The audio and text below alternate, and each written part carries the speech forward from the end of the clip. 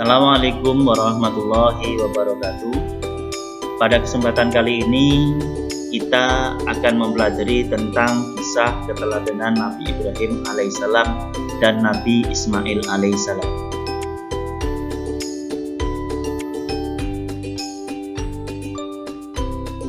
Sebelum kita memulai pelajaran, terlebih dahulu mari kita berdoa.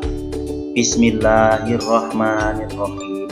Raditu billahi robba wa bil islami dina wa bi muhammadin nabiyya wa rasula. Rabbi zidni ilma warzuqni fahma. Amin.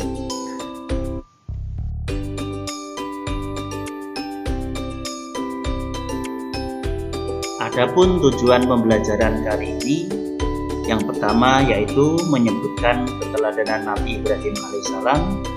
Yang kedua, menjelaskan kisah keteladanan Nabi Ibrahim alaihissalam.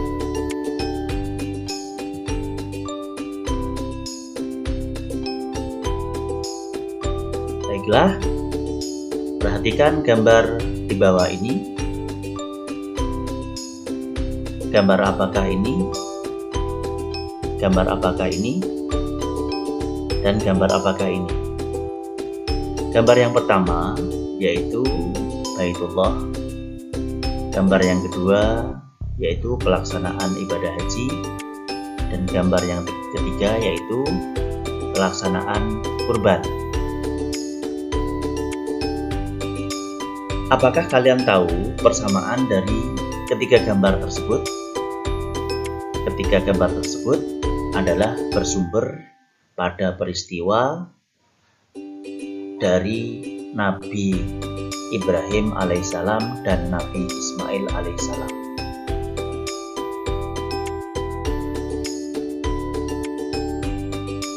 Baiklah, mari kita mempelajari tentang keteladanan Nabi Ibrahim alaihissalam.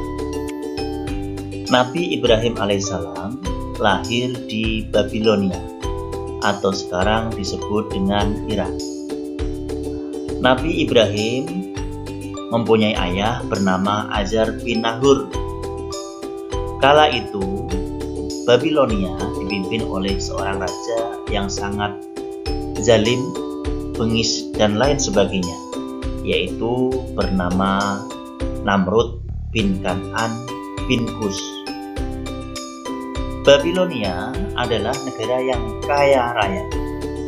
Rakyatnya hidup makmur, tetapi mereka tidak mengenal Allah Subhanahu wa Ta'ala. Penduduk Babilonia justru menyembah patung. Lucunya, patung-patung ini dibuat oleh mereka sendiri.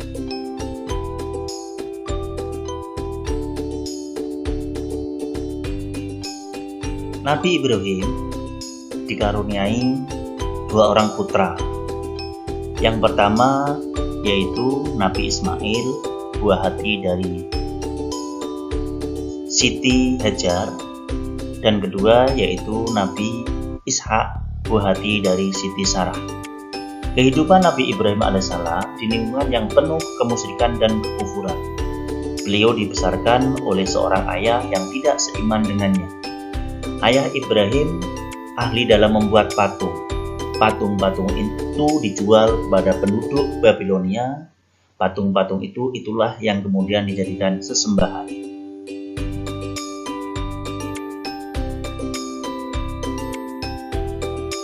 Perjalanan Nabi Ibrahim dalam mencari Tuhan sangat luar biasa.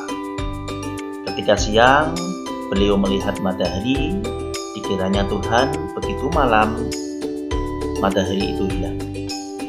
Begitu malam, dia melihat bulan, dikira itu Tuhan, begitu datang siang, bulan itu hilang. Akhirnya Nabi Ibrahim berkesimpulan bahwa keduanya itu adalah ciptaannya.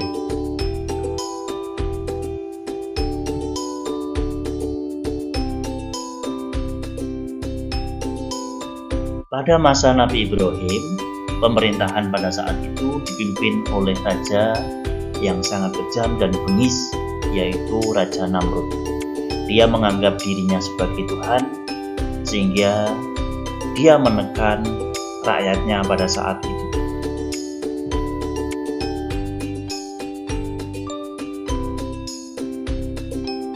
Nabi Ibrahim adalah nabi yang sangat berani dan cerdas. Beliau tidak ingin masyarakat Babilonia pada saat itu menyembah berhala. Pada saat itu, masyarakat Babilonia meninggalkan kota sehingga kota itu sangat sepi. Pada saat itu juga, Nabi Ibrahim menghancurkan berhala-berhala, hanya disisakan satu berhala yang paling besar, agar mereka mengira bahwa berhala yang paling besar menghancurkan berhala lainnya. Akibat perbuatan Nabi Ibrahim, Raja Namrud dan kaumnya datang ke pusat pemujaan. Betapa terkejutnya mereka semua karena patung-patung sesembahan mereka hancur. Maka tak pelak lagi Ibrahimlah yang dituduh. Nabi Ibrahim alaihissalam akhirnya dipanggil dan diadili.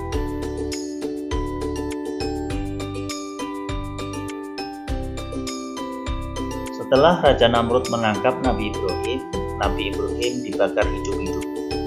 Ketika api menyala makin besar, Raja Namrud dan pengikutnya tertawa riang. Mereka menyangka bahwa Ibrahim telah hancur menjadi abu. Akan tetapi betapa terkejutnya mereka melihat keajaiban yang tidak disangka-sangka. Setelah api padam, Nabi Ibrahim alaihissalam tiba-tiba berjalan keluar dari puing-puing pembakaran api dengan selamat tanpa luka sedikitpun. Allah Subhanahu wa Ta'ala menunjukkan kekuasaan dan kasih sayangnya kepada Nabi Ibrahim dan kaumnya.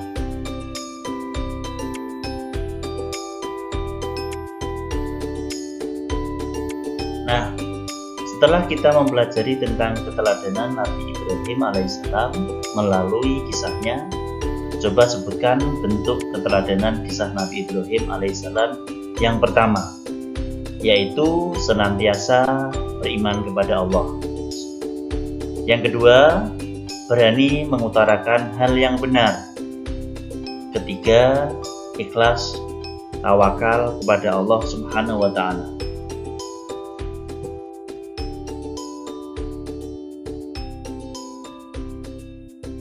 Pelajaran pada kali ini telah selesai. Mari kita membaca hamdalah bersama-sama. Alhamdulillahirabbil alamin. Matur nuwun, salam semangat untuk kita semua. Wassalamualaikum warahmatullahi wabarakatuh.